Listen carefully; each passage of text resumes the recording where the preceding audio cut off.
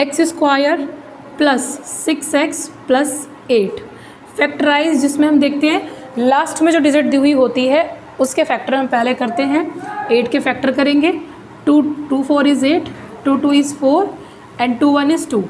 फिर इन 3 अक्षरों से जो भी हमारे फैक्टर आते हैं उनसे हमें 2 डिजिट ऐसी बनानी होती हैं जिनकी मल्टीप्लाई करें तो 8 आ जाए और जिनको जोड़ें तो 6 आ जाए। तो इस तरह से इनसे हम डिजिट बनाएंगे। 2 2 इज़ 4 एंड 2, 4 और 2, 4 और 2 को अगर हम जोड़ेंगे तो 6 आएगा और इन दोनों की मल्टीप्लाई करेंगे तो 8 आएगा। तो हम यहाँ पे लिखेंगे एक्स स्क्वायर, पहले छोटा अक्षर 2x plus 4x plus 8, common लेंगे। फिर उसके बाद एक्स स्क्वायर और 2x, दो में कॉमन लेना है। तो इन दोनों में क्या चीज़ कॉमन है? x कॉमन है, तो हम x ले लेंगे। यहाँ पे एक्स स्क्वायर को x से डिवाइड करने पर कितने x बचेंगे? 1x प्लस का निशान। 2x को x से डिवाइड करने पर क्या बचेगा? 2 बचेगा प्लस। फिर इन दोनों में हमें कॉमन लेना है, इसमें भी 4 आ रहा है और 8 भी हमारा 4 से डिवाइड हो सकता है, तो यहाँ पे हम कॉमन ले लेंगे 4। यहाँ पे बचेगा x और यहाँ पे 4 2 इज़ 8। अगर आपके दोनों फैक्टर लेने के बाद ये दोनों फैक्टर्स बिल्कुल सेम आ रहे हैं तो आपका क्वेश्चन ठीक है, अदरवाइज़ आपके क्वेश्चन में कहीं ना कहीं एरर है।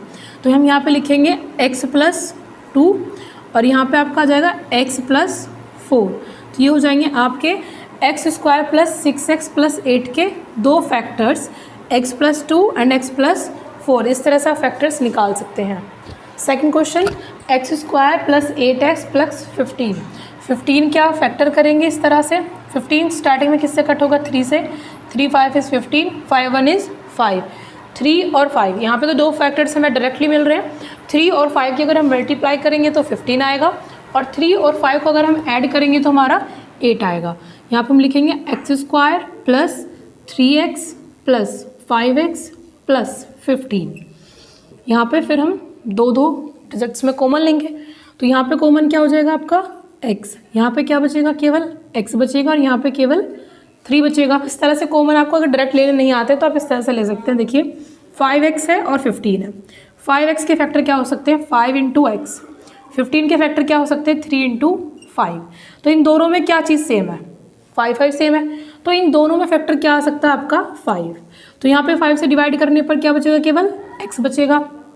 यहाँ पे 15 को 5 से डिवाइड करने पर क्या बचेगा? 3 बचेगा। 5 3 इज़ 15। तो देखिए हमारे दोनों फैक्टर सेम आ रहे हैं, इसका मतलब हमारा आंसर सही जा रहा है। x प्लस 3 और यहाँ पे क्या बचा? x और यहाँ पे बचा आपका 5। तो ये हो जाएंगे इसके फैक्टर्स। इस तरह से आप फैक्टराइजेशन करते हैं।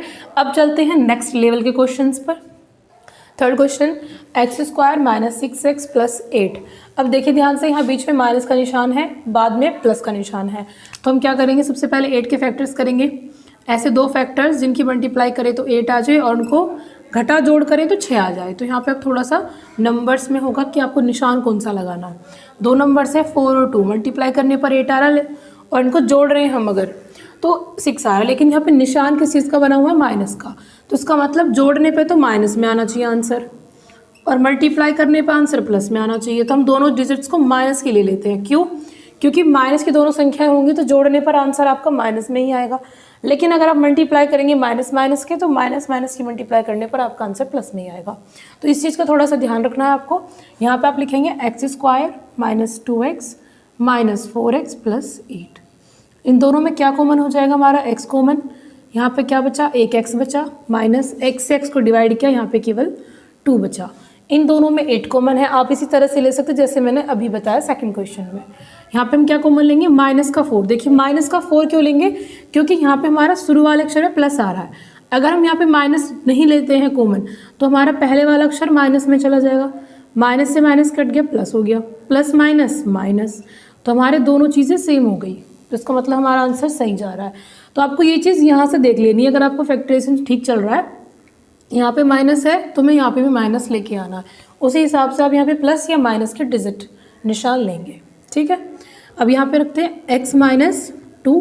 यहाँ पे क्या बचेगा आपका? x minus 4।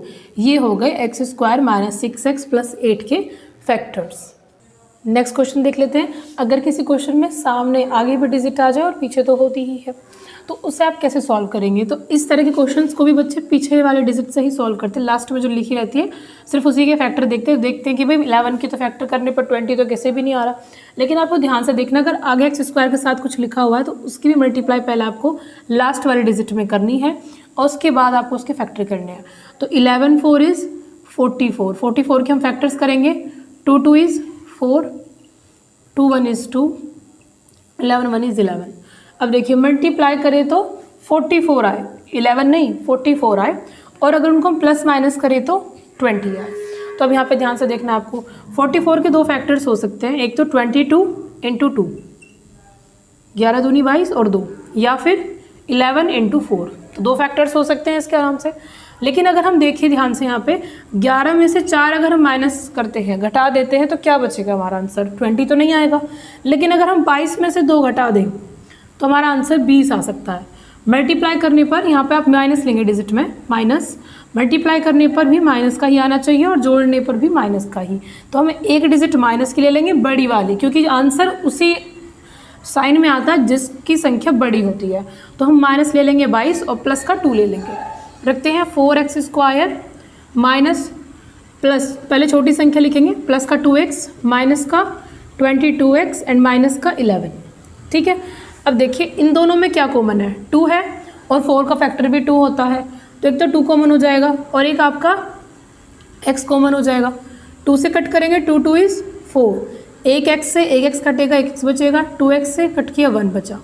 अब यहाँ पे क्या कॉमन हो सकता है, 11, 11 से 22 भी डिवाइड हो सकता है क्योंकि, लेकिन हम किस में लेंगे इसको, माइनस में। 11 2 is 22, 2x minus minus plus का 1।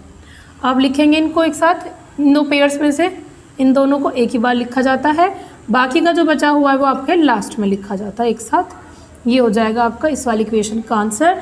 आई होप आपको समझ में आए होंगे।